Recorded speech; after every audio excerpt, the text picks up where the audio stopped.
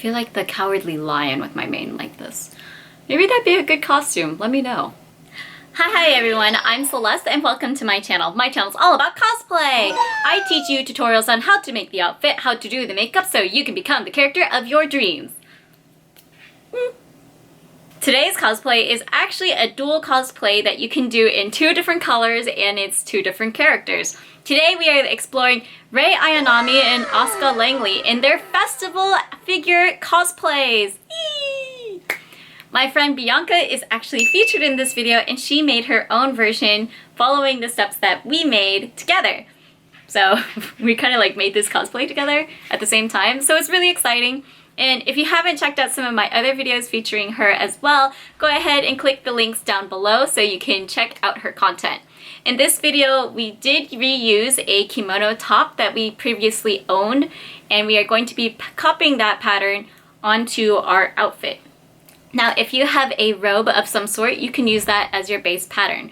So yeah, I really think this is a really fun little cosplay that you can use for actual Japanese festivals or Sakura festivals near you. Now, I know the pandemic is still kind of like going on, but this doesn't mean you can't prepare for the future.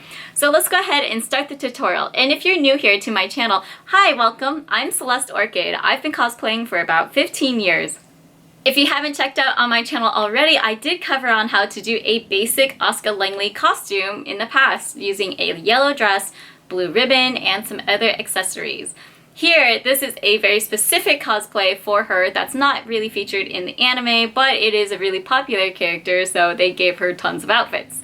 I really wanted to make this kimono for a long time, so I'm really happy that I had a friend that actually cosplayed it with me.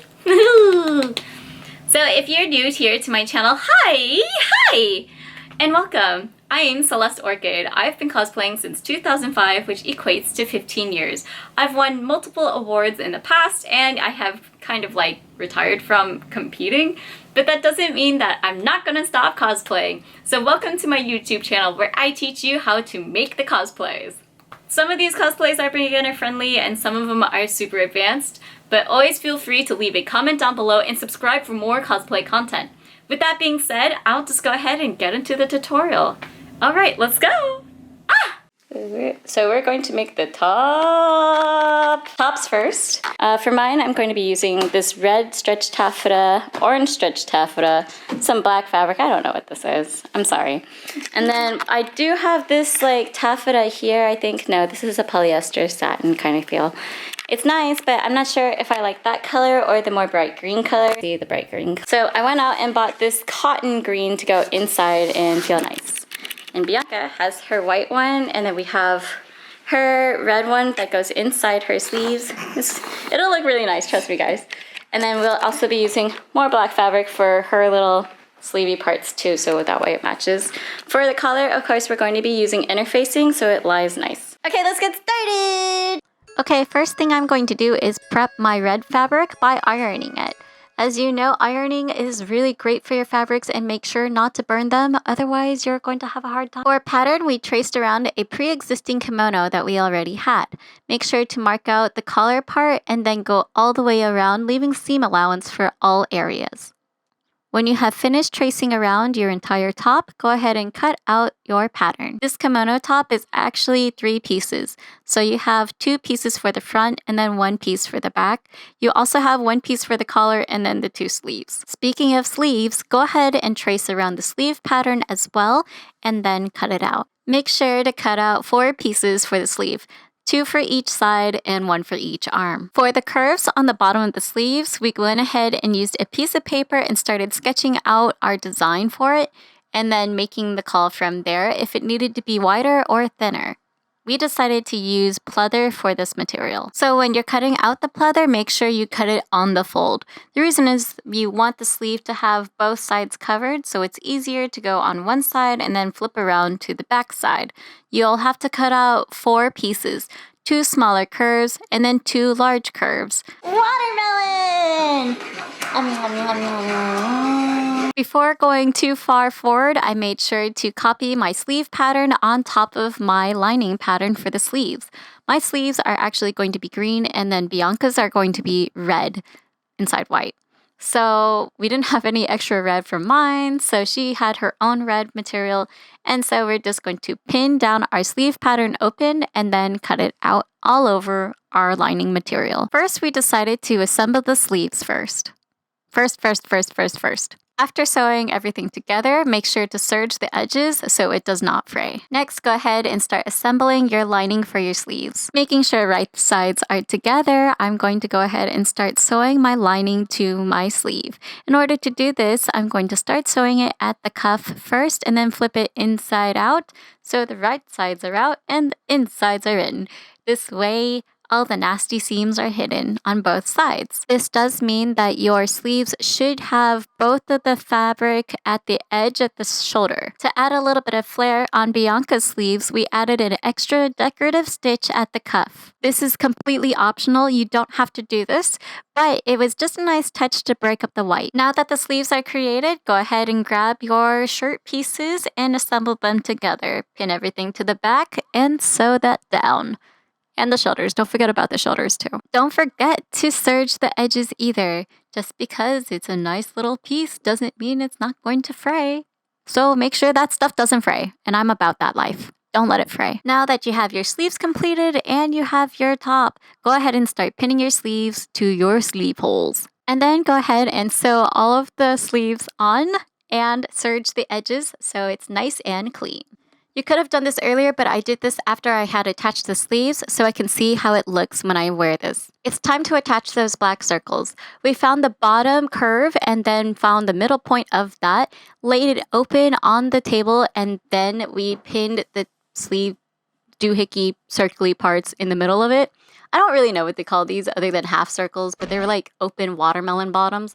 So we just worked our way around the bottom middle part first of the open watermelon bottoms, and then worked our way to the edges, making sure that the open watermelon edges lined up with the sleeve cuff. Use your sewing machine to sew these little watermelon cuff thingies now down. For ours, we made sure to have black thread at the top and then matching thread at the bottom so it wouldn't become too apparent. For me, that would be green and then black at the top. And then for the bobbin of Bianca's, it was red thread at the bottom and black at the top. If you know what I mean, yeah, just go ahead and keep sewing. And make sure to change your needle. Always change your needle when you start new products. Yeah, it helps. Take the measurement of the whole opening. This will become your collar length. I wanted my kimono collar to be pretty thick, so I used like 4 inches for the width. That means that I needed to cut out 8 inches because I like folding over my kimono collars, so it's nice and thick on one side and the other side isn't just one flat fold. You want to make sure that you do double the size that you normally need for the edge collar. For my collar, I made sure that it was orange, and for Bianca's, she made sure hers was white. So go ahead and cut out your long strip for your collar piece. Take your newly cut piece of fabric and fold it over so it's nice in half and iron it down. You want to get this nice crease first and then add some interfacing. This way your collar stays nice and stiff and straight and doesn't slouch. Before I add the collar piece to the front part of the kimono, I'm going to make sure I serge the entire perimeter so it doesn't fray while working with it. This includes the bottom hemline. Before I actually hem the bottom, I'm going to attach the collar and make sure everything is going to be the same length when I do add the collar. And then I'm going to hem it. But first, go ahead and attach your collar. And once it's attached, add serging so that there is non-fraying going on here. It's here. I almost forgot it's part of the costume. And what we want to do is basically, can you see? Here, I'll zoom in. And you still can like snap it off. I think I moved too far, but like basically that way. It's fine. These yellow balls are actually going to go above the sleeves next to the sleeve line because there's these yellow balls. I'm going to take over this green fabric and I'm going to serge the entire hemline. I'm going to wear this inside my kimono. That way it looks like it's layered. I'm just going to assume that you already know how to flip over a hem and sew it. Cannot see you. What in the world? Okay, so we're trying to make the obi, guys. And the obi is going to be like, yo, why is it so dark everywhere in this house? Okay, one sec. Yeah, alright. So here we are in my messy room. Bianca's got her waist measurement for her waist, and then we're going to add another half waist measurement to it to create the obi, if not more. This is like 66. So Oh, if 66. we just put 33 extra, it's gonna be 99. 99! No, let's go for 100, because you're 100! So we wanted to make sure that it fit our midsections just perfectly and be wide enough. So we measured our rib cages just about and a little bit subtracting, but making sure we had seam allowance. I don't know what the correct term for this is, but it's just a big wide rectangle that we cut on this black fabric and did this to the length that we wanted, which was 100 centimeters. We wanted to make sure we use this so it could wrap around our body once and then a little bit around the bow in the back that we're going to create, and then secure this like fuzzy tail thing from there. I'm going to take a piece of interfacing and put it against the obi so that it's nice and stiff.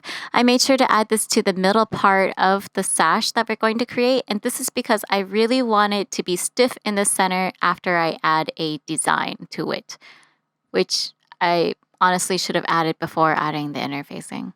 But that's okay because this obi is going to be 2 pieces of black fabric, and hopefully you cut out 2. What's that? I didn't tell you to cut out 2 pieces of that same black fabric?